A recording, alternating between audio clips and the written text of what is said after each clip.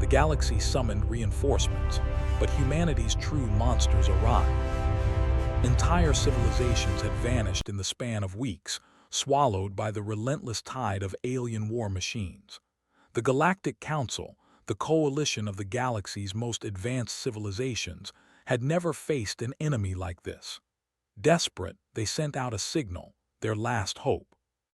The call reached every corner of the galaxy, a beacon of desperation. It asked for help, reinforcements from any civilization capable of fighting the invaders. Among the many who received it, Earth was the least expected. Humanity, barely a footnote in galactic records, was known as a fragile, slow, and insignificant species. The aliens of the Council expected children, not soldiers. On Earth, the call stirred something that had been quietly growing for decades. Governments, long in secret preparation, began mobilizing fleets. Unlike the slow, bureaucratic structures the Council had seen, humans moved with speed and unity. The Earth fleet was small, yes, but every ship was designed for versatility. Every pilot trained to think faster than machines, to improvise when plans failed. They were not the strongest, but they were adaptable. Admiral Kara Lee stood on the bridge of the flagship Resolve, staring at the stars ahead. The human fleet, just 30 ships in number, looked minuscule against the cosmic battlefield reported by the Council. 30 ships, one alien diplomat had sneered in a holoview. "This is your help," Kara had smiled, a small, knowing smile. "Sometimes," she said quietly, "the smallest knife can cut the deepest." The Council had granted humanity permission to join the front lines, though they did so reluctantly. Other alien races, vastly larger and far older than humanity, were already scrambling to confront the invaders. Their fleets were massive, their weapons unmatched, yet panic had spread among them. Many had fallen in the first engagements, their strategies too rigid, too predictable. The humans arrived quietly, without fanfare. At first, their presence seemed irrelevant. The alien generals barely looked at them. Ships of polished metal and bristling weapons glinted under distant suns. Yet even as the humans moved into position, the aliens felt an unease they could not explain. Something about these small vessels, these untested humans, was different. The first encounter came sooner than anyone expected. A scouting party of the invaders, a fleet 10 times the size of the human contingent, appeared near a small system called Ilara 7. The alien commander, a towering, armored being named Vorak, assumed the humans would flee or surrender. His sensors registered 30 ships, each with minimal shielding and basic weapons. A joke, really. Vorak sent a message: "Withdraw, primitive humans, you cannot fight us. Leave this system or be destroyed." Kara Lee's response was simple: "We fight. You will see why humans survive." The aliens laughed. They fired. And then chaos unfolded. The human ships moved in a way no alien algorithm could predict. They did not advance in straight lines or predictable formations. Instead, they split and merged, weaving through the void like living creatures. Their weapons, though not the most powerful, were flexible. They fired in patterns designed to confuse enemy targeting systems. Ships that should have been destroyed remained intact, shields adjusting in real time, hulls repairing themselves mid-battle. Vorak's sensors screamed. His fleet faltered. His AI-driven weapons, designed to counter rigid formations, could not adapt. The humans seemed to anticipate their every move, responding not with brute force but with cunning. One by one, enemy ships were disabled, their systems twisted by tactics no machine had accounted for. From his bridge, Kara Lee watched, her calm face betraying none of her excitement. "Focus on their wings," she ordered. "Divide them, confuse them." Human pilots, young and old, veterans and recruits alike, executed her commands with precision. They worked as one mind, yet each acted with creativity. They dodged, feinted, struck. The aliens called it chaos. Kara called it survival. Within hours, the initial fleet that had threatened Alara 7 was in retreat. The human ships had sustained minor damage, but the aliens had lost nearly half their number. Vorak could not understand how such weak vessels had inflicted such damage. The council observers, watching from afar, whispered among themselves. Humanity, this insignificant species, was not just surviving, it was winning. In the aftermath, the humans landed on a small moon to resupply. Engineers and technicians worked tirelessly, patching hulls and restocking weapons. Pilots shared stories of maneuvers that had worked, mistakes that had taught lessons, and victories that were hard-earned. There was no celebration, only a quiet determination. They knew this was only the beginning. Meanwhile, across the galaxy, word of the humans' success began to spread. Other species who had faced the invaders with fear and rigidity watched reports with a mixture of awe and dread. They had expected a child-sized reinforcement. Instead, they had witnessed monsters. Not monsters of raw power, but monsters of ingenuity, adaptability, and courage. Kara Lee addressed her crew that evening. The stars reflected in her eyes, a mirror of the fire in their hearts. "They think us weak," she said. "They think we are easy to destroy. Let them believe that. Let them underestimate us.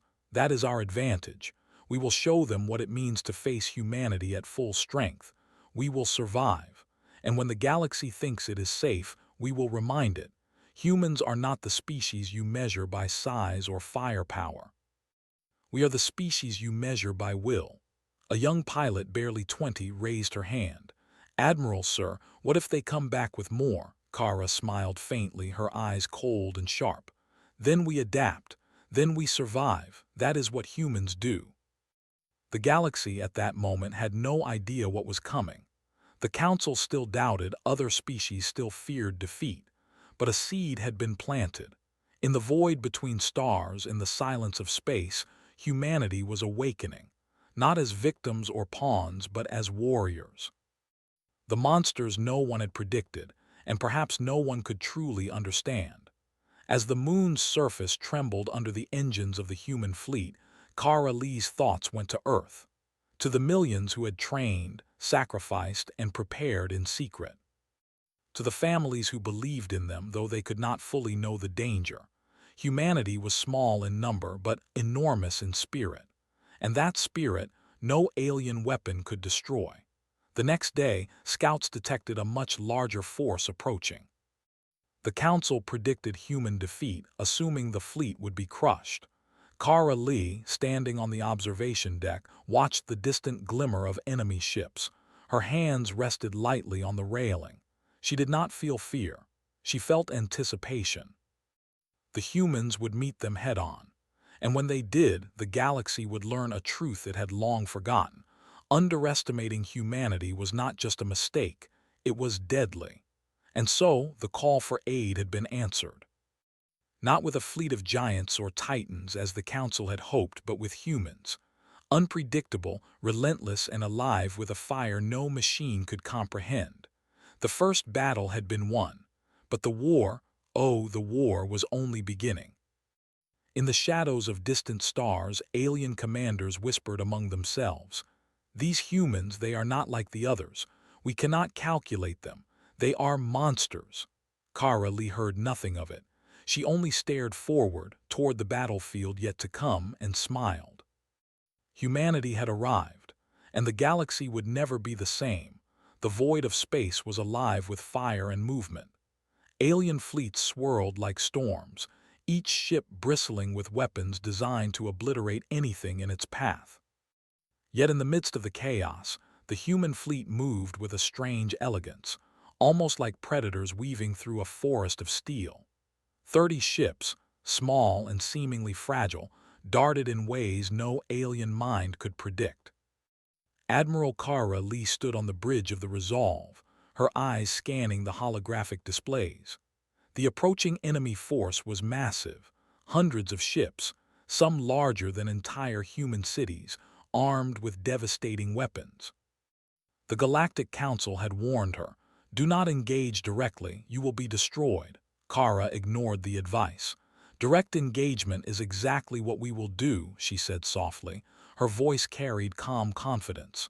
"They expect fear, they expect retreat, they will get neither." Her crew moved like extensions of her mind. Pilots whispered to each other over comms, their words short, precise, and clear. Engineers adjusted shields mid-flight. Weapons technicians adapted targeting software in real time. Every human on board was alert, creative, and unafraid. The first wave of alien ships struck. Energy beams tore through space, vaporizing asteroids and shattering debris. Other species might have crumbled under such fire, but humans reacted differently. Ships twisted and turned, engines screaming, dodging impossible trajectories. When enemy targeting locked, the humans had already moved. Weapons fired from angles the aliens could not calculate, striking vulnerable points in enemy hulls. From the alien side, confusion spread. Commander Vorak's sensors reported anomalies he could not explain. They are unpredictable, their movements illogical. How do they survive? His officers suggested retreat, but Vorak refused. Pride and duty demanded the destruction of these humans. Yet humans were not fighting like others. They were learning, adapting, and evolving mid-battle. The Resolve launched a small squadron toward a cluster of alien carriers. Instead of attacking head-on, the squadron split into smaller units, appearing in multiple locations at once. Beams of energy tore through carrier shields, hitting weak points revealed only seconds earlier. The carriers erupted in explosions, and alien drones that should have protected them were disabled by electromagnetic pulses deployed by human engineers. A young pilot, Lieutenant Mara Chen, grinned over comms. "I think they're scared." Kara's eyes never left the hologram. "Good, keep them scared. Fear makes them sloppy." The alien fleet was larger, but size meant little against human unpredictability. Ships adapted on the fly, weapons recalibrating in mid-strike. Hulls repaired themselves as if alive. Pilots improvised maneuvers, exploiting every weakness. The humans, chaos tactics seemed random, but they were anything but. Every movement had purpose, every attack calculated instinctively. The council observers watching remotely gasped. "They are not merely surviving," one whispered. "They are dominating." Meanwhile, Kara knew the stakes. This battle was not about glory. Entire star systems hung in the balance. If humans failed, planets would burn and countless lives would vanish. She made a choice. "Prepare the adaptive swarm," she ordered.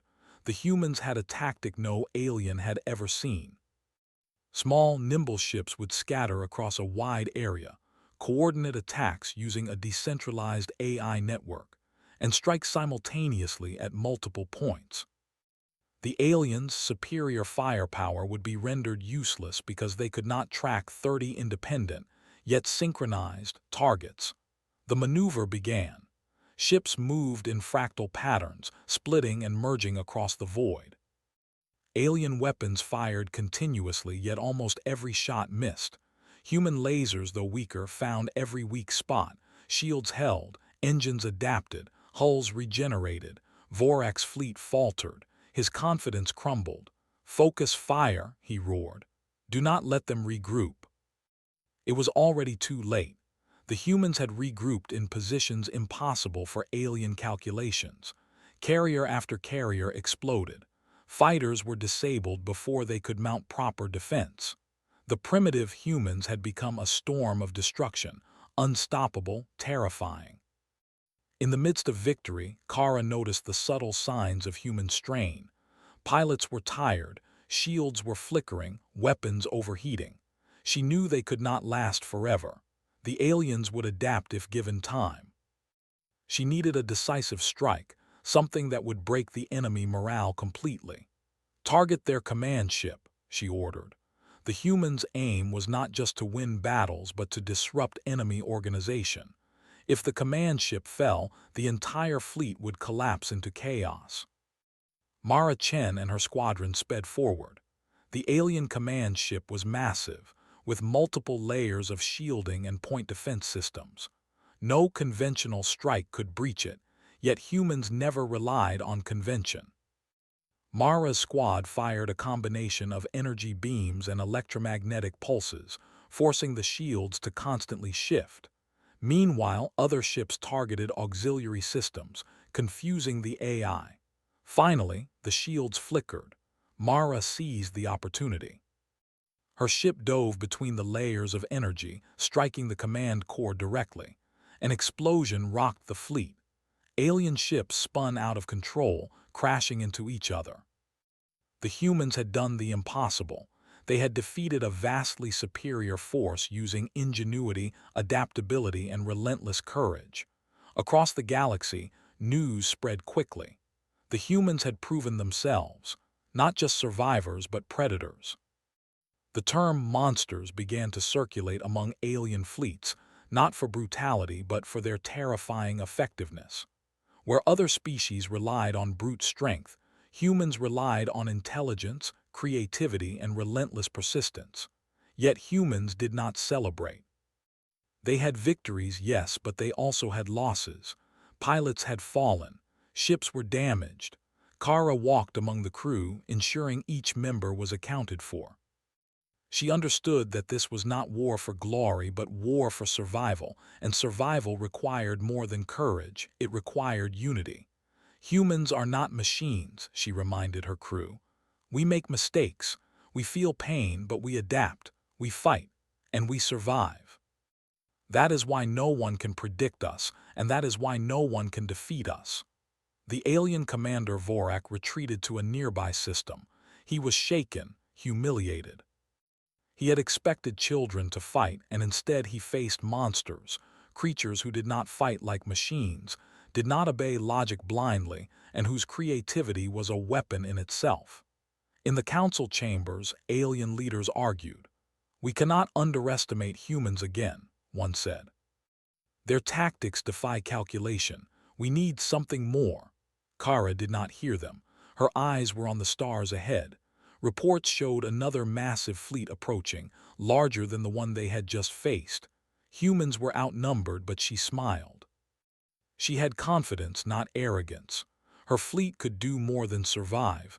They could shape the outcome of the war itself. At night, in the quiet moments, human pilots reflected on what they had done. Some could not believe it. They had faced death countless times, yet somehow lived. Others were already thinking ahead, planning the next move, improvising for battles yet to come. Each human carried a fire inside, a drive that aliens could neither measure nor comprehend. Kara addressed the fleet once more. "They call us monsters," she said. "They are right, not because we destroy but because we survive where no one should. We do what others cannot, we think what others cannot, and we will not stop." Her words ignited something in her crew. Fear turned into determination. Exhaustion became energy. The human fleet, small and seemingly fragile, became a force unlike anything the galaxy had seen. As they moved toward the next battle, a sense of anticipation filled the void. The humans were learning, adapting, evolving. Each engagement made them faster, sharper, more unpredictable. The aliens had no way to measure what humans were capable of, no way to calculate the chaos they unleashed. And yet, the greatest challenge lay ahead. The alien superweapon, whispered about in fear across the galaxy, awaited them. It was designed to annihilate entire fleets in a single strike. Even the Council had been cautious in facing it. The humans would soon come face to face with it. Kara Lee did not flinch. "We will face it," she said quietly, "and we will survive. We always do." The galaxy was beginning to learn a dangerous truth. Humans were not merely participants in war, they were monsters. True monsters of adaptability, courage, and cunning. And when they unleashed their full potential, no force could stand against them. The humans moved forward, not with hesitation but with purpose. Every ship, every pilot, every engineer knew the stakes. The next battle would test everything they had learned. And the galaxy would watch in awe and terror as humanity's true power unfolded. For in every shadow, every strike, every moment of survival, humans were becoming something more than they had ever imagined. Monsters, yes, but not in the way aliens feared. They were monsters in thought, in strategy, in resilience, and the universe would never forget them. The darkness of space was thick with tension.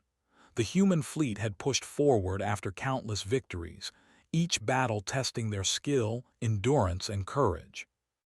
They had earned respect and fear across the galaxy, and the aliens now whispered of humanity as monsters, unpredictable and lethal. Yet nothing they had faced prepared them for the horror looming ahead, the alien superweapon. The reports were terrifying. A single ship, larger than entire fleets, armed with weapons capable of annihilating planets, had emerged from the shadows. It moved with deliberate, unstoppable force. Entire fleets that had opposed it were gone in hours. The Galactic Council watched in fear, hoping humanity could hold against it, but their faith was uncertain. On the Resolve, Admiral Kara Lee studied the holographic projection of the superweapon. Its surface was a tangle of armor and weapon arrays, systems layered like an onion to prevent attacks. Its energy readings dwarfed any known technology. Human sensors barely captured its scale. "Status report," Kara said calmly. Her voice carried the authority of someone who had seen impossible odds and survived. Lieutenant Mara Chen, at the weapons console, looked at her screens. "It's immense, Admiral. Shields almost unbreakable. Weapons can destroy multiple ships at once." "Standard tactics won't work," Kara nodded. "Then we don't fight standard, prepare adaptive strategies, prepare chaos tactics. Everyone think creatively, every maneuver counts." Humans had always fought differently. They had survived against fleets 10 times their size by using ingenuity over strength. Now, against a monster built to annihilate, that ingenuity would be tested to the limit. The alien superweapon appeared on the edge of the human fleet's sensors. Its engines pulsed with raw power, lighting the void like a second sun. It moved slowly but deliberately, calculating, confident in its unstoppable nature. "Remember," Kara addressed her fleet over comms, "we survive because we are unpredictable. They cannot calculate our moves. We fight not with brute force alone, but with creativity, adaptability, and willpower. This is what makes us human and monsters." The first strike came without warning. Beams of energy ripped through space, vaporizing human scouts in an instant. Explosions scattered debris. Yet the humans did not panic. Ships twisted and turned, narrowly avoiding the blasts. Mara's squadron darted in patterns that seemed random but were synchronized by their decentralized AI. The superweapon fired again, a massive wave of energy, designed to destroy entire clusters of ships. Human engineers quickly recalibrated shields, dispersing energy through multiple hull points. Ships that should have been destroyed survived, their engines burning hotter than ever. "Focus on the auxiliary systems," Kara ordered. "We can't take it head-on, but we can cripple it from within." Human squadrons split into multiple groups, each taking a different approach.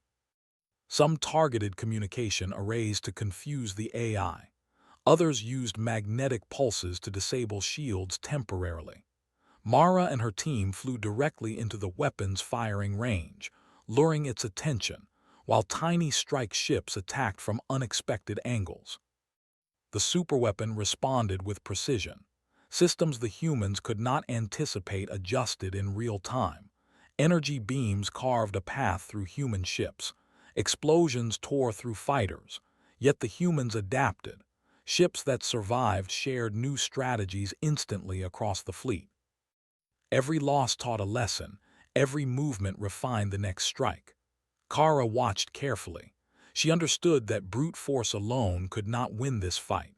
Humans would have to become the weapon themselves, turning the alien superweapon's strength against it. "Prepare the final maneuver," she said. Her voice was calm, steady. "We end this now." The plan was audacious. Human ships would infiltrate the superweapon's outer defenses, penetrate its core systems, and exploit a vulnerability in its AI, a flaw no one but humans could find. Smaller ships moved like living shadows, dodging energy blasts, weaving through fire and debris. Mara led one squadron directly toward the core. The alien superweapon sensors detected the intrusion and adjusted. Energy beams struck Mara's squadron and ships fell. Explosions lit the darkness, yet the survivors pressed forward. Every pilot knew that hesitation meant death. Every human acted with precision, instinct, and creativity. Finally, Mara's ship reached the core. With the AI's systems exposed, she deployed a combination of electromagnetic pulses and virus programs, tools designed by human engineers for moments exactly like this.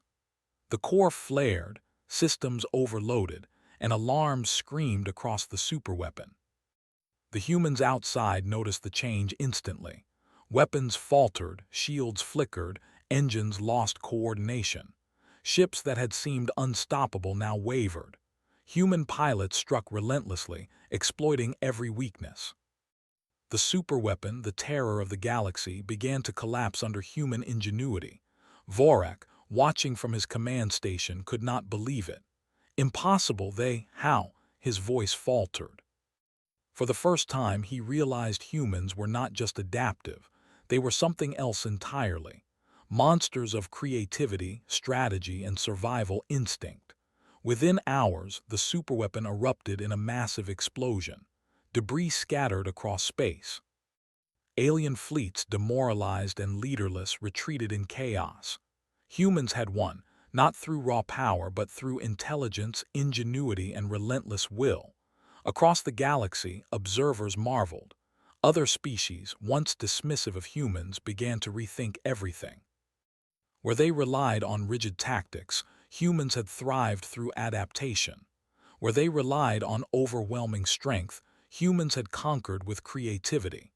Humanity had become a force no one could calculate, no one could predict, no one could defeat.